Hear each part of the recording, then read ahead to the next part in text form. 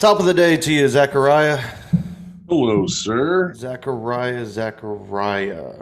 Edwina. Zachariah, that reminds me of like Amish. Do you think Amish men have to rowboat their women's tits rather than motorboat them? um, yeah, maybe they do like the old school speed bag. I don't know. Oh, wow. Do you even think Amish know what a speed bag is? Are Well, I you mean, talking boxing speed bag? yeah, Okay. it's not like digital. Yeah, but I mean, do they really have any type of boxing going on out there? Yeah, what other kind of fighting would they have? They can't use modern technology. I don't know. Maybe they beat each other with boards or something. Shit. I don't I know. mean, do you think they know like Jackie Chan type shit? That would be pretty amazing. Like there might be a hidden talent in the Amish community that we don't know about because of the fact they don't broadcast their shit. It'd be funny. It's like he's black belt Amish, so it's like a completely different like like he knows how to use like his shoe and his belt to kick your ass. So, another would you rather?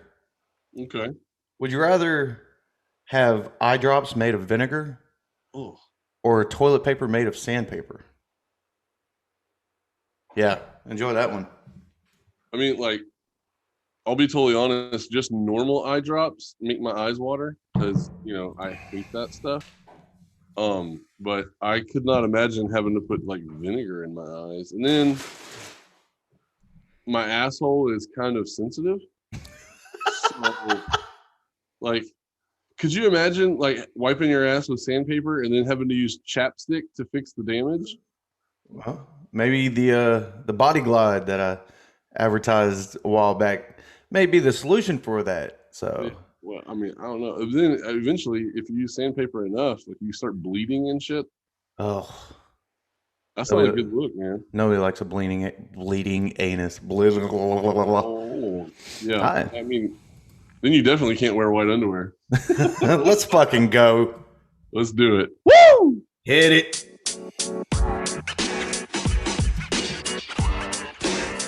What's up, ladies and gentlemen? Welcome to Wannabe Athletes Talk Sports. I'm Ed. I'm Zach. And here we are again, assholes. Welcome. If you're joining us for the first time, Welcome. howdy. How you doing? How you doing? So, before we get into some of the main topics, before I laid down this morning, after working the shifts of the night, Wait, you went back to being a man of the night? yeah, you know, How's that working out? I'm still a baller on a budget, man. There you Darius Leonard came across my bedtime sleeping, and Darius Leonard is apparently pretty pissed off over the coverage and the hatred that Deshaun Watson's getting.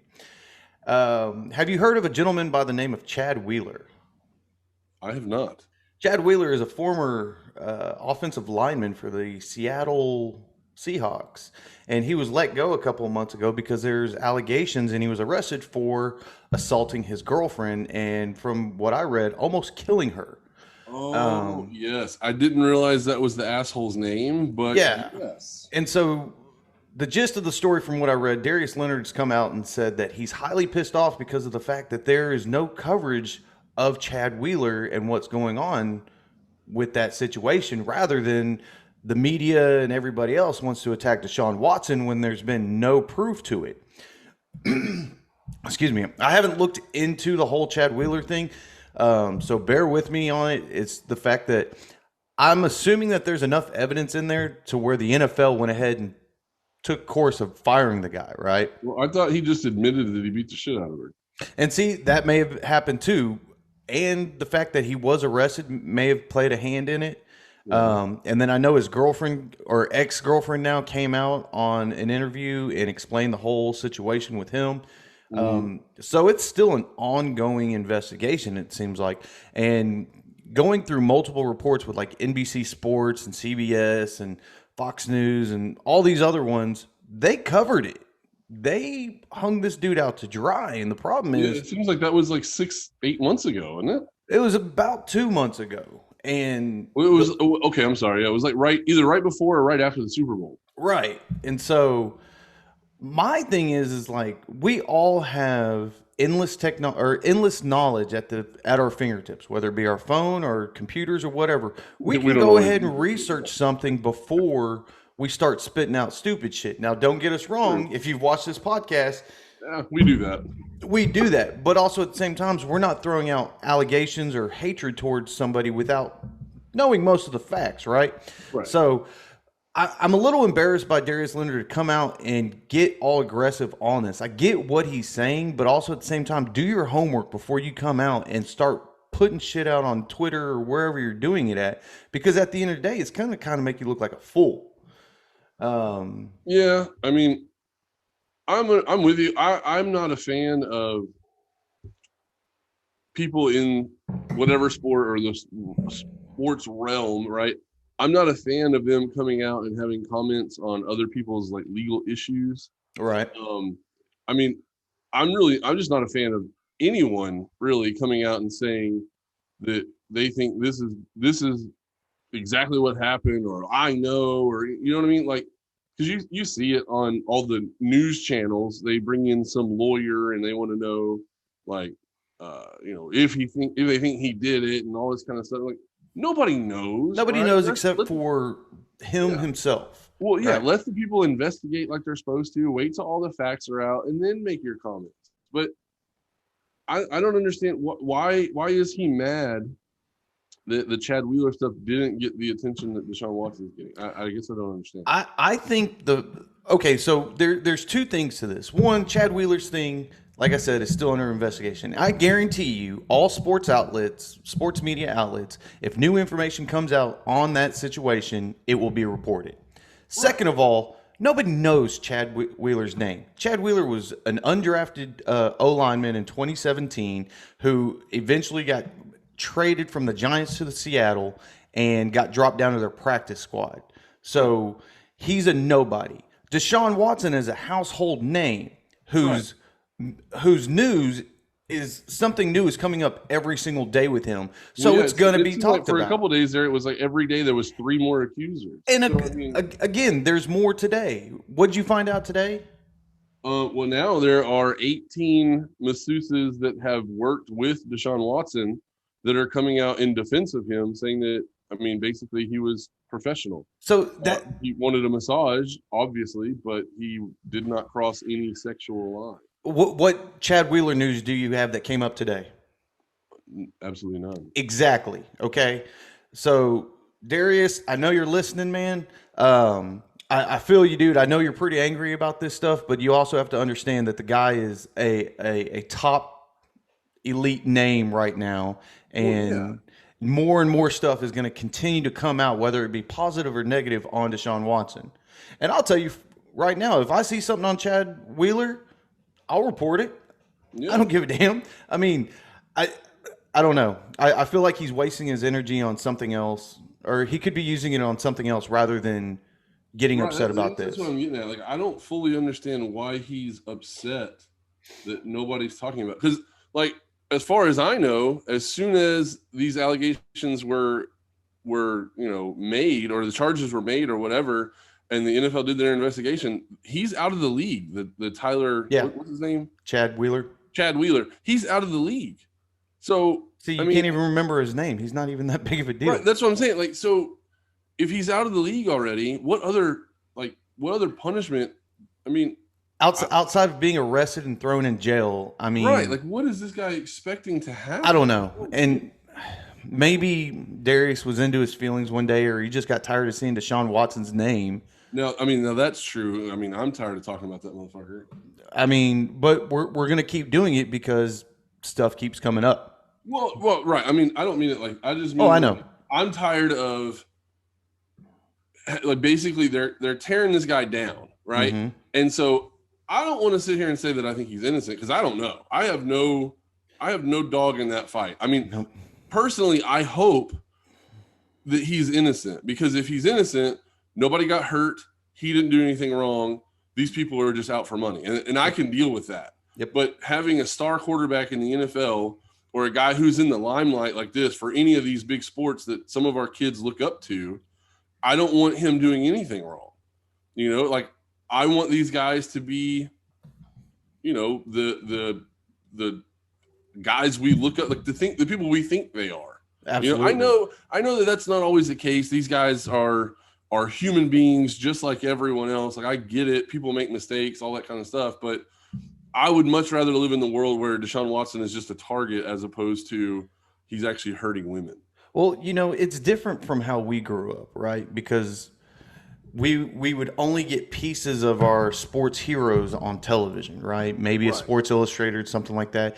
With the era that we live in now, we get more on a personal level with these athletes. If you follow them on social media accounts, if you watch YouTube videos of them, their internet or their interviews and stuff like that, there's more of a connection from a fan to a player nowadays, and so people get a little bit more connected to them. And I say all that to say, you know, with the kids watching these athletes right now, like this can actually affect some of them, in my opinion, because of the fact they can either be a strong supporter of Deshaun Watson and think, oh, what he's doing, there's nothing wrong, or the complete opposite, right?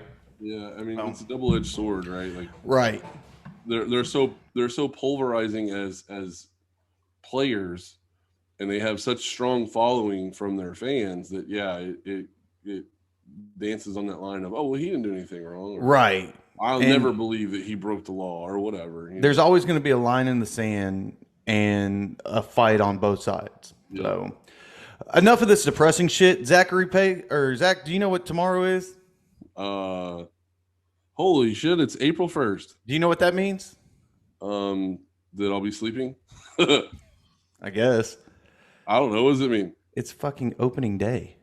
I was thinking you were gonna go more of like It's April Fool's Day. fucking opening day for Major League Baseball, ladies and gentlemen. We're actually possibly going to get a full season. Well, wait, don't they start tonight? Don't the Yankees and Blue Jays play tonight? Ooh. Thursday at 12. Oh, so that's the opening game for real. That is the opening game. And you know what? I'm actually excited about that game. I'm just excited for baseball in general. I don't know if you followed some of the offseason stuff where the players union and Major League Baseball itself were negotiating for how many games they were going to play this season. No, I didn't see that. So I guess the players union, they always wanted to play 162 games, and the MLB was saying, well, no, we should only play 150. And then they argued back and forth, and then because I think MLB was like, all right, we'll play 150 games and we'll prorate your salary. Like you're supposed to be paid for 162 games, so we'll just prorate it, take those 12 games off, and we won't pay you for that. And then the players are like, no, we want to play 162 games. We want all of our pay. Bro, baseball players and their money, like they are. Well, yeah, but so that's what I was going to say. So then Major League Baseball was like, well, we'll play 150 games, but we'll still pay you for the whole salary. And the players are like, no, we want to play 162 games. Yeah, so that's why we're having a full-on season, 162 games. Everybody gets paid like they're supposed to. And the best part, I think, most stadiums are going to be above 50% capacity. Wow. Yeah. I know the Texas Rangers, we talked about this before, but the Texas Rangers, they will be at 100% capacity. You have to wear a mask, but they're going to allow, you know, I don't know how many people that stadium holds, but 40,000 people in the stadium as long as they wear a mask. I wonder, I think they're going to, now with it being in Texas, I think they're going to run into a lot of problems with the people that get vaccinated, and there's going to be refusals to wear a mask, but never mind. That's everywhere. And that's not going to take away from the game. I don't give a damn. But baseball's here. But what you're saying with the money and all that takes me back to last season when COVID hit, and the number one voice of opinion who everybody brought a lot of hate towards, Benny Snell Jr. or not Benny Snell Jr. What am I thinking of? What's his name from Tampa Bay? Snell. I just listed off a running back from whatchamacallit. Yeah, I was like, I'm completely confused. Blake Snell? Blake Snell was a pitcher for Tampa Bay, but now he's in San Diego. He came out last year and was complaining about having to play because of the whole thing, but he still wanted to get his money. Of course. And he got a lot of heat on that because of the fact that people were losing their jobs, and here's him talking about, well, I want my millions, but I don't want to play. Yeah. Everybody, I think, has a problem with that, but I mean, what are you going to do? So with opening day coming up tomorrow, let's go over tomorrow's games and just wing it on some winners. All right, You have like a list that has like all their starting pitching and stuff. I can figure it out. Okay, well then I'm down, dude. All Let's see right. what you So got. very first game, we've got Toronto versus the New York Yankees. You got Garrett and Cole. yep against Ryu. Ooh, I like him. Mm. Um, I mean, I'm gonna go with Garrett Cole. I don't know if you saw his last start in spring training, but dude was on fire, and it was actually against this Blue Jay lineup. For a quarter of an inning, or No, I think he had. I want to say he had 6 strikeouts. okay. So maybe he had 8. I don't know. He was on fire. He looked dialed in. We've seen Garrett Cole firsthand, so I feel like if he has his usual outing, he's going to dominate these young Blue Jay hitters. I'm a strong fan of the young team that the Toronto Blue Jays are. Their bats and defense, and with them picking up George Springer, that makes them a deadly team. I Yeah. think I think Vlad Guerrero, we're finally going to get to see what was expected from him. Now, granted, he hasn't really had a poor 2 seasons. He shed some weight. They're expecting him to probably be the home run leader for the AL. Okay, Um, that's I, tall order there. it really is, but There's some hitters, man. the dude can go fucking yard, man. Well, he's great, but I'm just saying there is some stiff competition. But man, you look at the lineup on this team. You got Bo Bichette. Yeah, Is that how you pronounce it? It's Boba Fett. Yeah, Um, it sounds like Boba Fett, like the guy from Star Wars, but that's not who it is. you got Biggio's son. You got George Springer. Yeah, Um, I mean it's a pretty stout lineup. it really is, man. But I mean, but Marcus they're young. Simeon. They're They're very very young. Gurriel Jr. Yeah, I mean, it's not a bad team. Now the offense of it, I think, is pretty impressive. The pitching wise is there. I don't know if it's one of the best lineups out there, but then again, you got the Yankees. The Yankees got Aaron Judge, Gleyber Torres, DJ Matthew, the star-studded hitters that they have on that team. The only thing that curses them for the most part is staying healthy, right? Yeah. Did you say DJ Matthew? You mean DJ LeMahieu, right? Whatever. I'm poor with names on when it comes to baseball. I'm just going to start sure naming. we're talking about the same guy. That's all. I was like, they pick up a rookie I didn't know about. Aaron Judge got the gap fixed, so that might help him in some. He did? Yeah. Hey, well, so while we're on that subject of gaps, did you see that? I guess Michael Strahan posted a picture where he might have fixed the gap in his teeth. No, I didn't see that. Yeah. So I woke up today to alerts on Twitter. That Michael Strahan fixed his gap. He might have, right? But people are thinking that it's an April Fool's joke. I think it's funny. That's about as big news as like when Drew Brees got his mole removed. Yeah. Right. That was a big deal.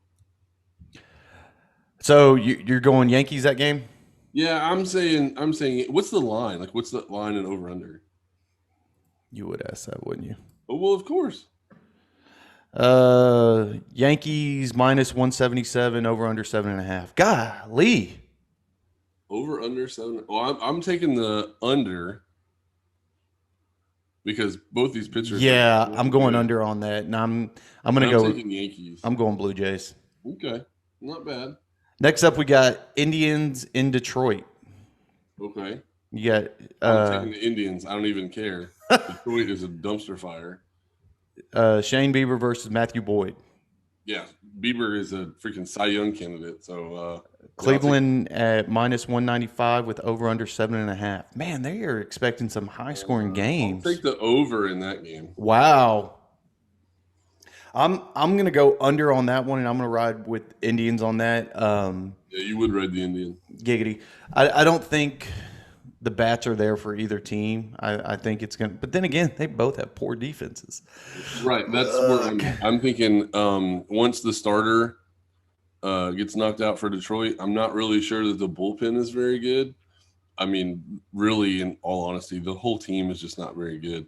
They will be sellers when we get to the trading deadline and all that stuff. Because I mean, Detroit, like the way that I'm looking at it, I'm thinking they could possibly lose 100 games this year. Wow. Yeah, they're not very good, and I don't see any light at the end of the tunnel. So they might be bad for a while. Let's put that one on the board. Yeah. Put it on the board. Next up, Who the fuck are you yelling at to tell them to write it down? We don't I got a have secretary back there. Bullshit. Yeah. I want an intern. Good luck. Yeah, I don't think my wife would like that. Giggity.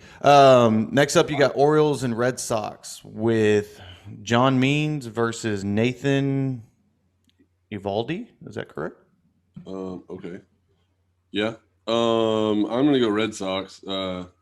I also think that Baltimore is going to lose 100 games this year. Wow. Boston minus 160, over under 9.5. Good Lord. Under. I'm going under. Big number. Whoa, that's a huge number. God, the Orioles suck so bad. I'm going to go with the Red Sox. I want to fight you on some of these, but damn. I mean, these are pretty. I don't know. Day, and you're betting on baseball, which is just, you know, moving down the line. I'm seeing some. I'm seeing some matchups I'm going to like. Next up, Twins in Milwaukee. You got Kenta Medea versus Brandon Woodruff. Oh, Woodruff is a Cy Young candidate. Line is even with over under at 8. I'm going Brewers. Yeah, I mean, I lean Brewers. They've got a pretty good team, and Christian Yelich is no slouch. So, and that's the main reason why I'm going with Brewers. Christian Yelich is a fucking stud. I mean, last year in the shortened season, he didn't look too good, but I mean, it was only 60 games, so it's kind of hard to, it's kind of hard to fully put a lot of stock in that. Last year sucked for a lot of rookies that came in. Yeah, it sucked for a lot of rookies. It sucked for a lot of setup guys. It sucked for a lot of guys that were like in the top of AAA that didn't really get called up. Like, I really want to put an asterisk next to last season, but I know we can't. Well, I mean, I don't mainly because the Dodgers. Well, right. I mean, I knew where you were going with that. I just feel like I don't think you can put an asterisk next to a season that everyone played the same amount. Well, I mean, that's almost equivalent to the lockout year, right? Like, do you put an asterisk next to that one? No, I don't. Right. I mean, I don't like the 94 season. They didn't even have a World Series. Like, I don't like that. But I mean, what can you do? So you're going Brewers? Yeah, I'm going to take the Brewers. Over under. I mean, it's close. What's the over under? You said 8. Oh shit. I'll go over. Okay. Pirates at Cubs. Chad Cool? Cahill? I don't know. Kyle Hendricks. Is it Khalil? No. Kuhl. Or Kuh. Oh, cool. Yeah, I guess it is cool. Yeah, cool. No line, no over under. Well, that's dumb. Why are that I guess they can't figure that one out, or they're wondering if that game's just even going to happen. Well, I mean, I'm just going to go ahead and just pick against the Pirates. See, I'm taking the Pirates. No, I think the Pirates might lose 100 games too. I don't know. If I remember correctly, I think they were in contenders last year, or no? Or am I thinking the year before? It might have been the year before. They haven't. Oh, they went 19-41 last season. So yeah, you're right. It wasn't last year. They were the last in the division. This game I'm actually kind of interested in because on the NL side, this is my team. I think is going to be pretty good out there, and that's the Atlanta Braves versus the Philadelphia Phillies. You got Max Fried versus Aaron Nola. Line even, over under 7. Give me the Braves. I'm taking the Braves. I'm a huge fan of the entire team, really. There's to me, I don't think there's a major hole in their complete lineup. I mean, I think Ronald Acuna is oh my goodness beast. This is some foreshadowing to MVP candidate for the absolutely. I mean, he's not necessarily my pick, but if you pick somebody else and I had to take Acuna, I'm not going to cry about it. That guy can freaking mash. Right. So Braves line even over under 7. I'll take the Braves and I'll take the over. Are you writing this down? No, I'll refer back to it. Oh, okay. Well, I mean, I forgot we are technically recording. I do like the over on that. Both sides have pretty decent bats, and if Bryce Harper comes out and is Bryce Harper, it's a 50-50 toss-up, I guess. Yeah, I mean, you get a couple people on one swing of the bat. That's 4 runs, 3 runs, whatever. Right. And then Rhys Hoskins, I am always a fan of his. I think he's a very good player. I just feel like the lineup that he's in is not very good, so he doesn't get protected. So he doesn't get the at bats that he doesn't get the like the pitching counts, and he doesn't see the pitches that most other batters would see if they were protected in the lineup a little bit better. And then they got DDG. I always butcher his name. Yeah. All of y'all who are listening, y'all know who I'm talking about. DDG. And then Andrew McCutchens. He's what, 75? Well, I mean, he's still a good player. I feel like it just depends on which Bryce Harper we see, right? And then excuse me, JT Realmuto. I don't know. I never say his name proper. The catcher. If he's able to get quality at bats, I mean, then that obviously helps the lineup. I'm just not. I don't know. I'm not a big Bryce Harper fan. I mean, I never have been since. When he's on, he puts on a damn good show. Right, no, like I'm not denying he's a great player. I just always root against him. Wasn't it a couple of seasons ago he had the hitting streak or something to where he was having to hit every game for? Or am I confusing him with somebody else? I have no idea. I don't know anything about that. Whatever. I mean, he's a good player. Like, I mean, he graduated high school early so that he could get into the major leagues faster. I mean, that's pretty badass. But I just don't like him. I do have him in my MVP race, but whatever. Nah, he's not in mine. Well, I mean, you know what? Like, let's do that. Let's talk about some MVP action. Let's finish up these games and we'll get right into that. I mean, how many more games we got? We got a lot. Yeah, so let's not do that. I do want to talk about this one just because of the fact that one of the major stars. So pick some highlighter ones. Like, go pick. Don't go. I only want to talk about this one because of the players. Padres versus Diamondbacks in San Diego. San Diego's at -216 with 8.5 over under. Yeah, I would take the Padres and the over. Hands down, I'm taking the Padres on this. Yeah. They are being sneaky right now. Can I ask how they're being sneaky? Well, look at what they've been doing with their farm system and who they've been bringing up. And, I mean, they got Manny Machado a couple years ago for a fat contract. Manny Machado has been pretty much the same Manny Machado, maybe a little bit less than what he was in Baltimore. But Fernando Tatis Jr. is out of this world. Yes. This kid is a freak of nature. He had the most batted balls in play over 100 miles an hour. Like, the whole team, like, he is just a badass. He really is, right? And I think, like, he is going to be kind of like the LeBron James of baseball for this team, to whereas he's going to carry them a lot. He's going to make outstanding defensive plays. His bats are going to be there. That's a tall order there, dude. It is, but you look at the talent of this kid, like, he might be it. He might be talked about more than Mike Trout. And I know that's a very tall order. He's a young player. His rookie year, he got hurt, which hurt him his stock a little bit. But man, he came back last year, did his thing, looking great. Just got paid big bucks by San Diego. They're putting all in on some of these players in San Diego, and this is going to be a team that we have to look out for. I know everybody's talking, oh well, their pitching is mediocre and this and that, but it really is. Their number one opening day starter is Yu Darvish, right? So I mean, we've seen him before. Yu Darvish, for them to put him as opening day when you got Blake Snell right behind him, a former Cy Young winner, that's kind of weird. unless I they think Blake Snell should have been your opening day starter. I agree with you on that, right? If I remember correctly, Blake Snell has a pretty impressive opening day record.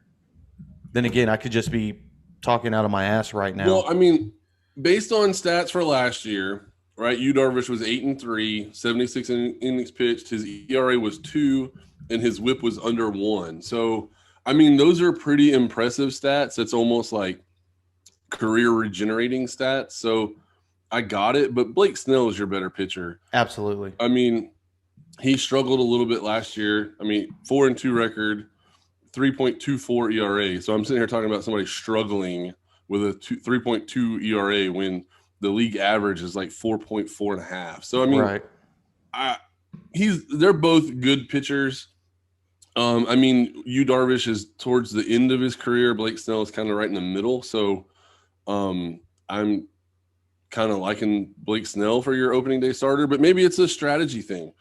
Maybe this might be like the last season that we see Yu Darvish in the league, so they're giving him an opening day start, and that way he can ride off into the sunset. I really don't know, but it could be a strategy thing where they want Blake Snell to go against other teams' number 2 pitchers. Well, you know he's better than most teams' number 2, so maybe that's just a setup for more wins. I don't know. Yeah. Oh, I just wanted to bring up the Padres because I think the Padres are a team that, of course, all media is covering the same as we are, but I think the Padres are a deadly team that will sneak up on you and take your lunch money when you're not looking. Do you know who their number 3 starter is? Was it what's his name? I just looked at it. I know you know. Musgrove? Joe Musgrove. Fucking Musgrove. So what are you taking, over? Yeah, I'm gonna take the over. Okay. I mean, I'm thinking to start the season, you could probably just take, like, let's see, you could take the Yankees. Hold on, let me pull up my paper.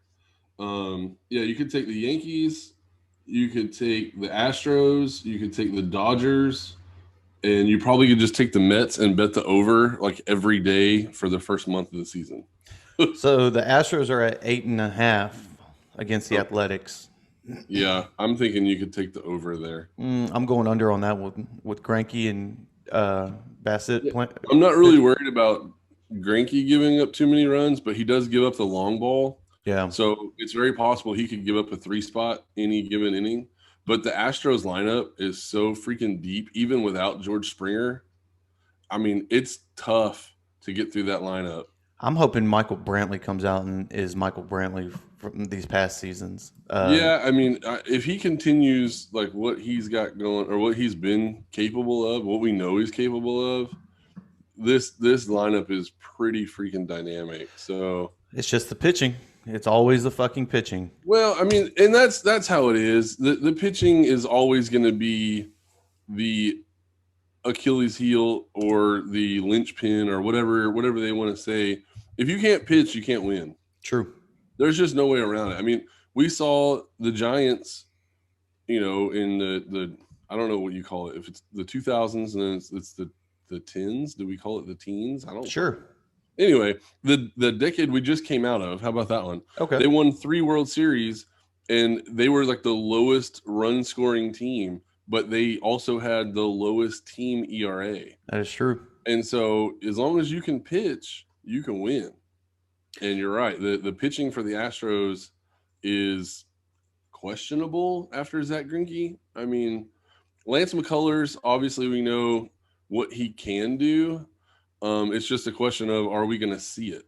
I keep every season whenever his name's brought up, I want to be a stronger fan of his, but I just can't for some reason. I know the talent's there, but I think one of the things that turned me off from him was last season when they played in Arizona, I think, and he was pitching, the roof was open or it was closed, and they opened it. And I remember that. He blamed that being the reason of his downfall that game. Like, dude, you're a professional athlete. Don't make excuses like that. You either suck dick or you fucking were amazing. Yeah. Like, I'm with you. the altitude and the pressure and the sand and what? Right. Now, shut The up. wind was out of the east. Right. When the wind is out of the east. You never hear any players like Tampa Bay. Let's take Tampa Bay. They play in a dome. You never hear them complain about, oh, well, we're so used to playing inside, but when we went to Wrigley, the winds were coming in. No, shut Yeah, up. All right. I'm with you. And I know that's a petty thing for me to attack a pitcher on, but you know what? It is what it is. I mean, like pitchers are weird people. They really are. And So, and Zach Greinke is probably the weirdest one. So, I mean, I'm not gonna beat him up over it, but yeah, I mean that's probably a comment that he should have just kept in the locker room. right. Because it kind of shows you from here on out, like anytime you lose a game, well, what kind of excuse are you going to give out this time? Right. Now, if you can say, man, my curve wasn't breaking the way I wanted it to, or I wasn't hitting my slider right. Well, I mean, to be fair, if you're a pitcher and you get rocked, I mean, really all you have to say when you go into the press conference is, you know what, I just didn't have my A game today. I didn't have my stuff. Let's go back to Brad Lidge that one year when fucking Albert Pujols fucking rocked him. I still don't think that baseball has landed. It hasn't, right? Jesus. You didn't hear him say anything. He just said, I messed up. Yeah. Well, I mean, yeah, he basically was just saying, I got beat. That's what happened. But notable. I mean, when we run down this lineup for the Astros, I mean, I know you said pitching is probably going to be their downfall, but if Jose Altuve hits 220 again, they're not going to win many games. You don't think they have enough around him to pick up the slack? They do, right? But the deal is that Jose Altuve hit 219, but they had the guy in the clubhouse that was their spark, George Springer. Mm-hmm. So no matter what was going on, he could still rally the other guys. So now you take George Springer out, who's I guess he's like a 290 hitter. Okay. You take him out and you plug in, right now it says Miles Straw, right? He's a career he hit 207 last year. I think he's a career 200 hitter, 220 maybe. Okay. And he hasn't ever played a full season as a starter. So now you're going to plug him in the outfield as a starter. I think you need Jose Altuve to return to maybe not MVP form, but he needs to be the Jose Altuve that everybody knows, where no matter where the ball's pitched, he's hitting it in the outfield, and every once in a while he's popping it out of the stadium. So, yeah, 220 is not going to cut it. He had 5 home runs, 18 RBIs, and 2 stolen bases last year. Granted, 60 games, I got it. But we've got to have more than that. There's no way that team will succeed with basically their superstar not performing. So what's your take, though, with Yordan Alvarez hopefully having a full season with the continuation with Kyle Tucker? I mean, I think they're both very good players. There's a reason why Yordan Alvarez got called up early. Because he technically got called up before Kyle Tucker. Right. And that's just because his bat was so, just totally badass that they couldn't keep him down there for very long. So, the projected lineup shows Kyle Tucker batting 7th and Yordan Alvarez batting 5th, which is not how I would set it up. But I feel like, what do they have? Altuve at cleanup? Yeah, well, no, they have Altuve leading off, which is what Dusty Baker's been doing the last couple games. Michael Brantley batting 2nd, which I think is stupid. Alex Bregman 3rd, Carlos Correa 4th, Yordan Alvarez 5th, Yuli Gurriel 6th, Kyle Tucker 7th, Miles Straw 8th, Martin Maldonado, basically your catcher position, batting 9th. I'm a fan of having Alex Bregman bat leadoff. I feel like his command of the zone is probably, if not the best, if it's not the best in baseball, it's a top 3. He knows exactly, what's a strike, what's not a strike. He knows how to work a count. He knows how to handle a bat. And I feel like if you have him leading off, he's going to get more at bats against that starter. He's going to put a higher pitch count on that starter sooner. So I think the way the lineup should be is Bregman leading off, and then Altuve, nobody likes to hear this, but I think Altuve should be your second hitter or your fifth hitter. I argue for fifth because I feel like he makes contact a lot, but he hits the ball into the ground a lot. Mm-hmm. So if Bregman gets on and he hits or he walks or whatever, Altuve grounds out to shortstop. It's a double play. Now you're 2 outs already. So I'm a proponent for putting Altuve at fifth, and Wow. I would prefer to have. Hold on, I just lost my page. I would prefer to have Bregman lead off and then have Michael Brantley bat second behind Bregman, if that's the way we're going to do it. And then Carlos Correa third, Yordan Alvarez fourth, and then Jose Altuve fifth. That's kind of where I'm at. And then, Yuli, Kyle, Miles Straw, I don't care about that. You can put them in any order. I mean, my favorite player on the entire team is Yuli, so I always pull for him, but I understand that he isn't exactly who he has been the last couple seasons. We when they went to the World Series, Yuli Gurriel had like the highest batting average of runners in scoring position, and he hasn't even touched that since that season. Maybe the season after, and then that was it. He hasn't been the same guy. I'm kind of not mad about Yordan at 5. The Bregman, Correa, Altuve, Brantley, all pretty much have decent on-base percentages to where if they're not rounding the bases, Yordan can get them all home. Right. I mean, Yordan has got the guy. He's the guy who's got power to all sides of the field against right-handers, against left-handers. It doesn't matter. He's just ready to match the baseball. But also at the same time, Yordan is almost a homer or strikeout kind of batter, right? I mean, yes and no. So his game on the offensive side is so developed. I mean, I see what you're saying, but I don't know. I mean, he had this shows right here. He had 200. Where'd it go? Oh, he only had 8 at bats. He struck out once and he got hurt. Right. I mean, so I don't have the 2019 stats in front of me. The year he came up, he had an average of 313 with 94 strikeouts, 27 home runs. How many at bats? 313. 313 at bats, so he strikes out a third of the time. Right.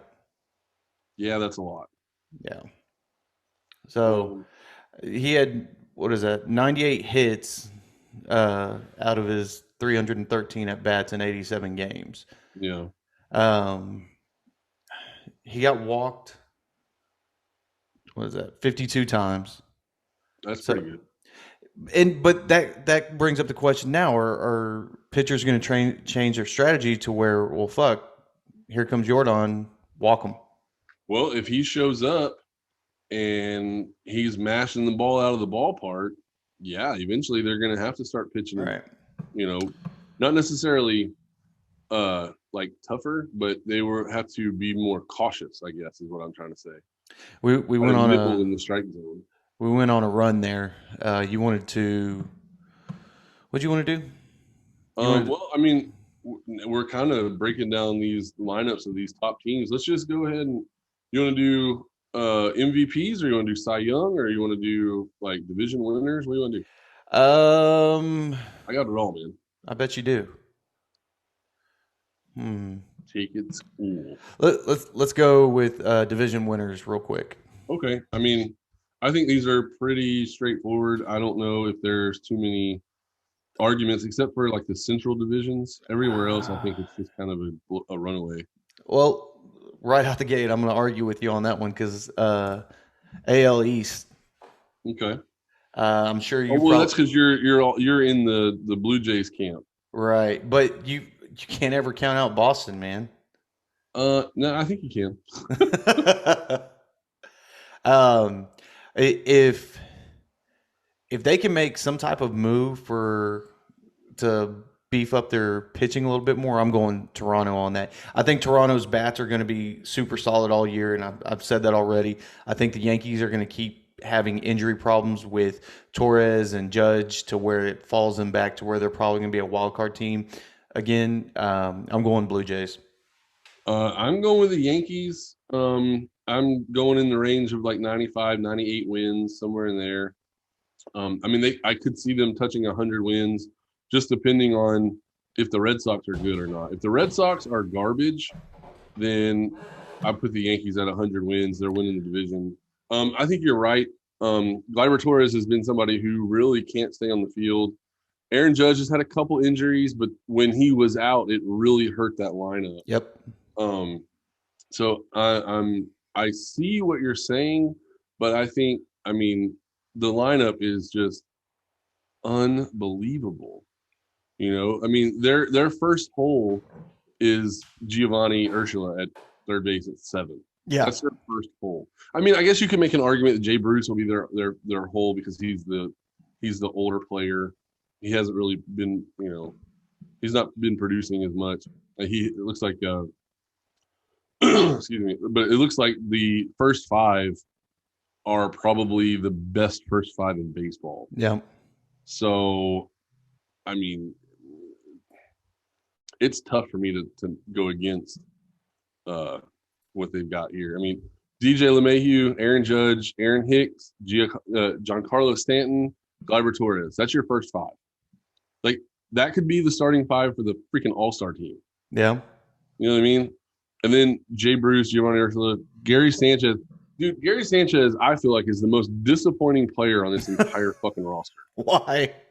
Because 2 years ago, he was in the lineup. They had him batting 3rd. They had Giancarlo Stanton 4th, and they had Aaron Judge 2 in front of him. And I picked him to be the MVP because I thought there's no way that they're going to pitch to Aaron Judge, and there's no way they're going to pitch to Giancarlo Stanton. So they're going to pitch to Gary Sanchez. And what happened? He shit the bed. Yeah. He did absolutely nothing, and he grounded into like the most double plays in MLB history or some crazy shit like that. And they didn't do anything.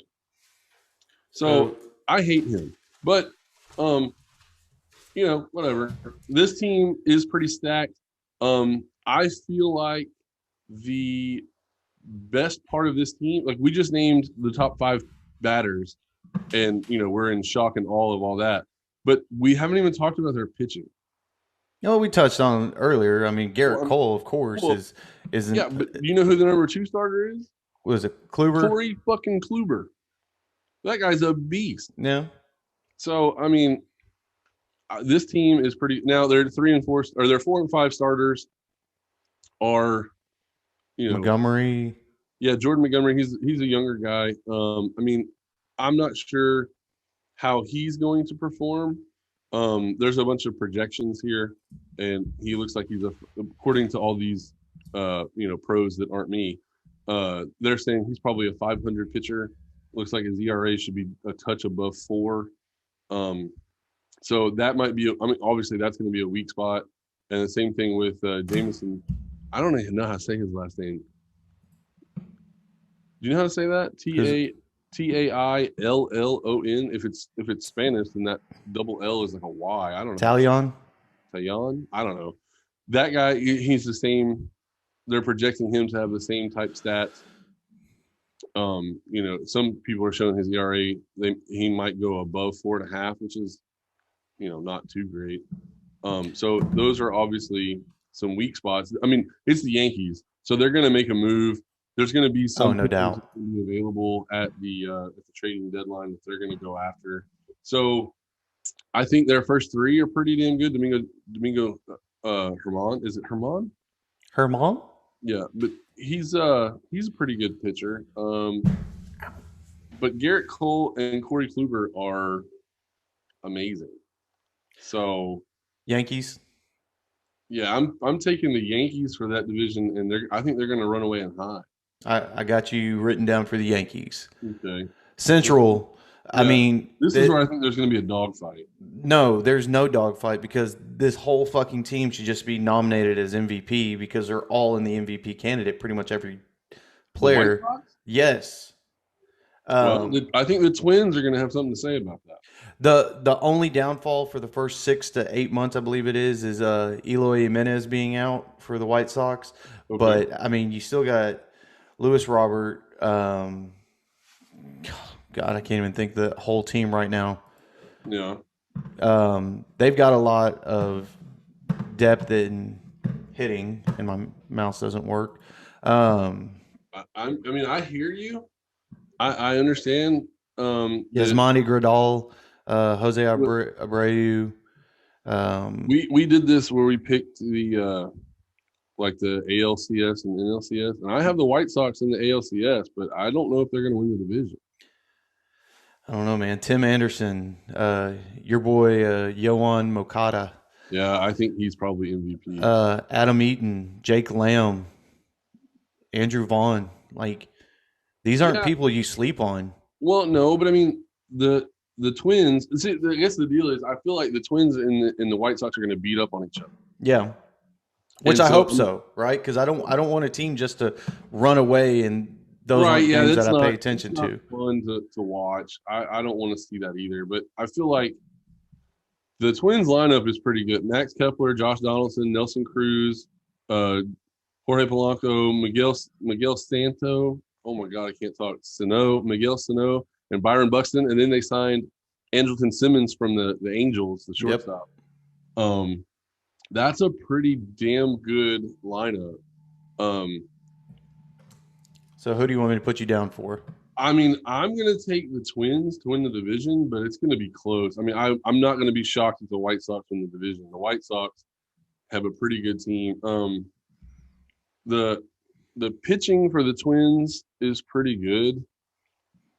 Um, golly, but both these teams are freaking stacked, man.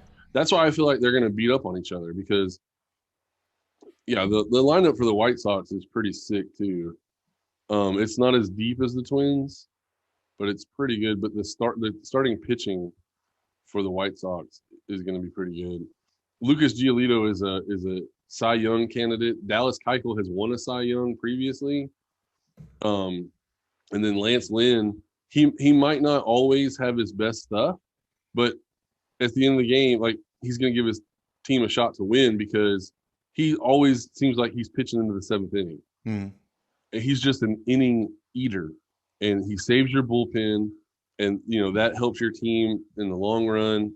I don't know, man. This team looks pretty good. I'm not a fan of I'm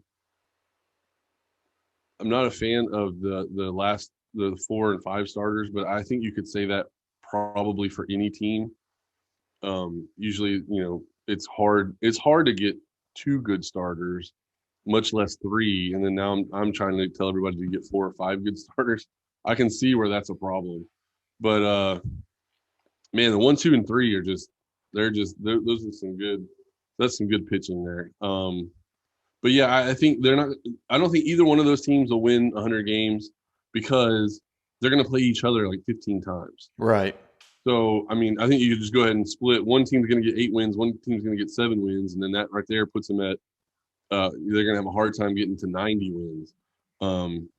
I would say out of these two teams, the first team to 90 wins wins the division. I can agree with you on that. So, I mean, 90 wins is a tall order. It's a big number, but it can happen. I'm still going to pick the Twins. I'll pick the Twins. I'll pick the White Sox as a wild card team. Who do you got for the AL West? I think the Astros win that division, and I think they run away and hide. Really? You think it's just going to be a blowout? No, I mean, they're going to win by 10 games, right? Like, it's not going to even be like coming into the stretch. It's going to be, the Astros magic number would be like 5 or something in the last month of the season. And they'll just close it out. The Angels are good. I really think that the Athletics are a sneaky team. Yep. I was just going to say.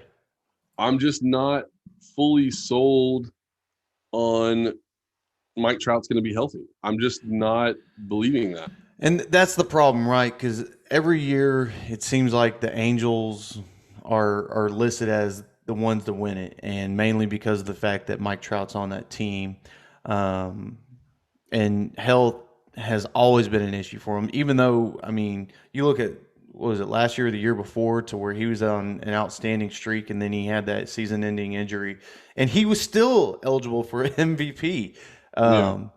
The kid is just built different, and Yeah, I again, mean, as the he very media possibly says, could be the best player in baseball when he's healthy. So I do think Anthony Rendon added to that team last year was a good addition for that team. It helps him out, especially at third base. I always cut up his name. yeah, I do the same thing. Shohei Ohtani. Shohei Ohtani. Yeah, That's another one that where if you can keep him healthy at the DH spot, that's also a solid bat.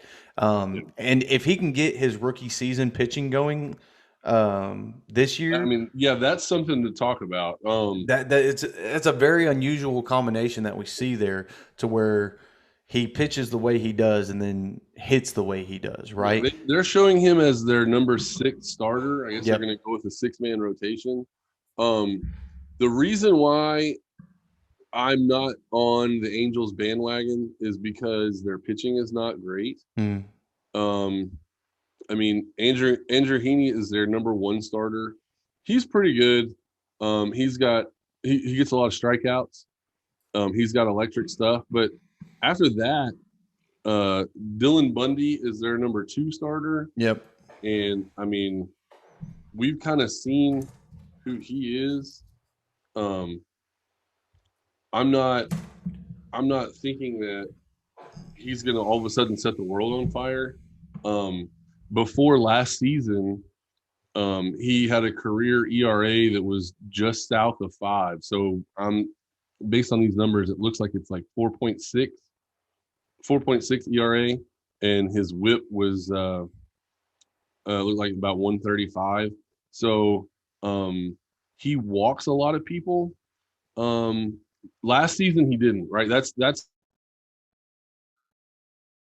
anomaly. Last season his ERA was 3.29 and his WHIP was 104. He had 72 strikeouts versus 17 walks. So that's a hell of an improvement. But I just don't think that he can continue that. I mean, that's only in 11 starts, 65 innings pitched. So when you take those numbers and you multiply them out over an entire season, it looks great. But he's never done it before, right? He's never had a full season where he's performed that well. And I feel like if we're already into your second start, or we're just into your second starter, and we're already having issues with your rotation, I just don't see how far you can go with a rotation that's your number 2 starter and he's not very good. Yeah. So yeah, I mean, if Shohei Ohtani can be a sixth person in that rotation, and he can, dominate every other start, I guess that's what they're going to do. They're not going to start him every 5 days. They're going to start him like every 10 or so. If he can do that and he can hit the ball, then yeah, this team can score some runs and maybe they can sneak out some wins. I'm gonna go underdog and surprise pick. I know everybody listening who knows I am an Astros fan, but I'm going with Seattle. Really? Yep. Wow. I like Kyle Lewis on that team. The kid is awesome. J.P. Crawford's not too bad. Kyle Seager has some moments to where he makes you recognize him. I think that's a young enough team to where there's somebody that you don't want to sleep on, to where they can come up and hit you in the jaw without you looking. I don't know. I have them as not even being 500. I think that they're going to be sellers at the deadline. I think James Paxton is going to be a person that people are going to target on this team to try to trade for. I'm thinking that that's probably somebody the Yankees are going to be looking at. I don't know. I look at their lineup. I like their players too. Obviously, Kyle Seager, I feel like, is a very good player. But after that, I'm just not impressed. Mitch Haniger is somebody that you could kind of see they might try to move at the deadline, but I'm not seeing any firepower, especially when you look at the Oakland Athletics. Like, if you're going to pick a sleeper, I feel like the Oakland Athletics is the team that you need to, because I don't think Oakland is, just because of the fact that these past few seasons they've been a top contender that has keep the Astros on their toes, right? Well, and yeah, but I mean, Dude, Matt Chapman is like an MVP candidate. I just don't see. And like you have Steven Piscotty batting 7th. That guy has a little bit of pop. He's pretty fast on the bases. I mean, I feel like they can scratch some runs out. And they signed. They got Elvis Andrus is also going to be playing on that team, and he's going to be batting 8th according to this. And even your 9-hole hitter Jed Lowry has some pop. So again, though, I'm going against the grain just for the hell of it. yeah, I mean, I understand. I mean, every once in a while, there's an outlier that comes through that nobody saw them coming. So it's very possible. I just don't see. I guess what I'm saying is if I'm looking at the division and I'm seeing somebody who could jump up and challenge the Astros, I think it's the Oakland Athletics. Well, due to time, I hate doing this, but we got to run through National League pretty quick. Okay. On the East, I'm going Braves. There's no questions about it. I mean, the Mets are a team that fight them, but the Braves are taking that division. I'm going with the Mets, but I'm with you. It's a dogfight. I think the Mets have made maybe the best rotation in the world. Yeah. Noah Syndergaard is hurt currently, right? So he's not in that talk. But Jacob deGrom, Cy Young winner, Marcus Stroman, they got from the Blue Jays. He has great stuff. He's got Cy Young potential, and then Taijuan Walker. He used to pitch for the Braves, and he's a pretty good pitcher, and he's your number 4 starter. So if Noah Syndergaard can come back, I think they've got 4 pitchers that can compete with anybody in the entire league. They also added Francisco Lindor, so that helps. They're trying to sign him to – well, I guess they didn't sign him to a big deal, but they're trying to offer like $325 million. Yeah, he's going to get paid. So, I mean, and Pete Alonso, we saw what Pete Alonso could do. That guy can freaking mash. Yep. You get a couple of people on in front of him, he's bringing them in. So I'm taking the Braves. I mean, I'm taking the Mets. You take the Braves. I think either way, it's a toss-up. Both of these teams will be in the playoffs. Absolutely. For the Central, to me, I've got the Brewers. That whole division's a dumpster fire, in my opinion. Yeah, I mean, it's weird, right? The Astros used to be in the NL Central, and it was a powerhouse one because there was always a battle with the Cubs and the Cardinals, of course, and then the Brewers, Reds, and Pirates would always come out of nowhere. I really haven't even dived into this division because nothing impresses me there. I'll just pull one out of my ass. I'll go Cardinals. See, I was going to pick Cardinals just because of the Nolan Arenado trade. Yeah. I feel like that bolsters their lineup pretty good, but their pitching is just not what we're used to. You said Brewers? What? Brewers? Yeah, I'm going to take the Brewers, I think. I mean, Colton Wong, Christian Yelich, Jackie Bradley Jr., that's a pretty good lineup. And then, like I said, Brandon Woodruff, he could be your surprise Cy Young winner there. He's got long odds, but he's a pretty good pitcher. He gets a lot of strikeouts. I'm not picking him for the Cy Young, but I'll pick the Brewers to win that division. It'll be close, but finally in the West, I don't even want to say it, and just because I'm a fan of Tatis Jr., I want to go with San Diego, but I don't think you can. In all reality, with Mookie Betts and the bats that they have in Los Angeles, like you almost have to go with the Dodgers. They have Cody Bellinger batting 6th in this lineup. Oh my God! Yeah. So to me, there's no way you can't pick the Dodgers to win that division. I guess I want to pick the Padres. I'm picking because the Dodgers. I feel like they're up and coming. The Padres lineup is disgusting, and the pitching in LA is just fucking disgusting. San Diego. No, I'm talking about Dodgers. Dodgers. I said Padres. I was following you. All right, never mind. So yeah, the pitching for the Dodgers it's way too strong. They're starting. It's not look, and I hate Tyler Bauer. I don't like him, but Walker Buehler is a dark horse to win the Cy Young, and he's their number 3 pitcher. That's how disgusting this team is. And they still have David Price. If David Price returns to any form of himself, they've got 5 pitchers they can beat everybody with. Tomorrow, opening day, Major League Baseball, kicking off with Toronto and the Yankees. Um, I can't wait. I'm glad baseball's here. I'm hoping for a full season. I'm hoping COVID doesn't come in and we have a lot of postponed games and stuff like that, like we're seeing in Yeah, NHL and some in the NBA. But that's I'm that's the worst part about this Corona shit is that fucking you Rona. wake up and you're like, oh, I'm looking forward to this game. And like, oh, we had to cancel it, or this Especially when person's the not lines are playing. looking good and you're liking the over unders and stuff like that, and you're ready to put a bet in on it, and then all of a sudden, oh, never mind. Yeah, that game is no longer available. Like, what the? Yeah, I hate that. Well, thank y'all for listening to this episode of Two Wannabe Athletes Talk Sports. You know where to find us on all social media outlets. You can email us if you have any questions or comments, concerns, gripes, complaints. You can hit us up on Twitter, Facebook, YouTube, all that fun shit. We truly appreciate it. Thank you for the love and support. Thank you for the hate too. We love it. Oh yeah, we don't care. Any feedback is good feedback. I don't care if you want to tell us that we just look ugly on camera. I mean, we already know. We knew that going into this, but we still want to hear it. Just bring it hot. Tell your mama we said hello. And again, thank you for listening. I'm Ed, I'm Zach. and we'll see you next time, assholes.